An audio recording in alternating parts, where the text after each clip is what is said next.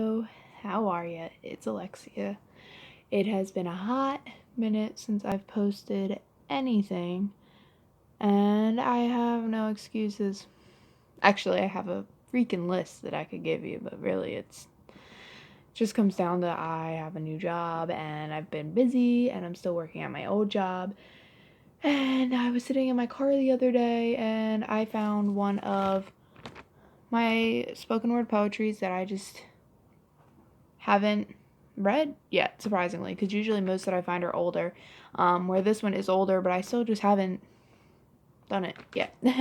So I figured, why the heck not do it? I'm home, I have a break before my next job, and yeah. I don't really have a title for this one yet. It's, like I said, I started writing it and was going one way with it, and then I finished it the other day just because it wasn't finished yet. So it may not be perfect, but I at least want to put something on my channel, and I want to really get into the swing of writing again because I miss it a lot and I miss reading what I have written, basically. So, yeah, we're gonna do that.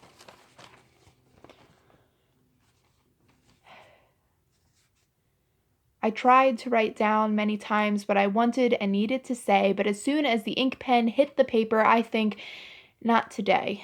Don't get me wrong, my life is going great, spoken to a man that's labeled as my father, and don't get me wrong, the man that married my mother, I love him like no other, and don't get me wrong, but I couldn't be bothered to say I'm happy I found closure.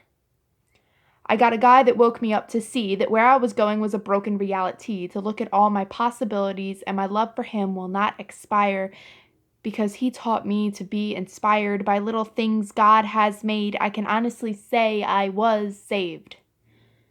Now, with all that aside, I hate to be selfish, but with all I've been through, it needs to be acknowledged. So let me begin my tale here. Better yet, subtract 3 to 4 years. That's right, back to high school where I learned anxiety sucked.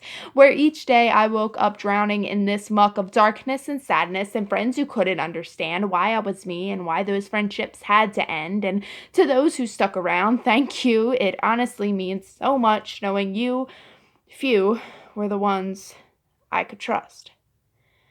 I didn't try my best in class, I admit. I followed some guy and loved him for a bit because I wanted the cute relationship you see online, but it was blocked like a friend request, and I couldn't see why. He said he loved another girl, and to me that was fine. To be a second choice, to me it was enough, but it made me blind to more important stuff. Fast forward, I found who once was a guy that helped me find a certain sense of pride I didn't know I was missing. I learned a lot in those few years I didn't know I was seeking, but we slowly got distant.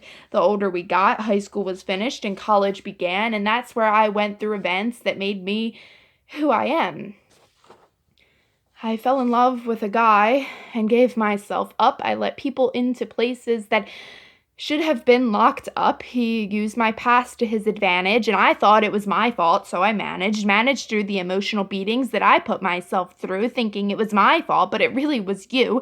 Anxiety consumed me, pain was my friend, talking to walls, thinking about the end of stories of pain, of tears, of sorrows, always so scared of my darker tomorrow, losing my mind and sleep and blood, wondering if I was ever gonna be enough for just me being me. Yeah, the alcohol was there, and so was an empty glare whenever I looked into my mirror, so I just stopped. I stopped caring about words, about people, about me, about school, about sleep, about health, about being cruel.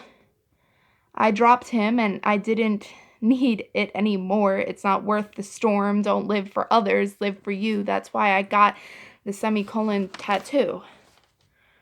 I live with my past and who I am, how I live with my scars. They've shown me how far I have gotten and where I have been, my good days, my bad days, my smiles, my sins.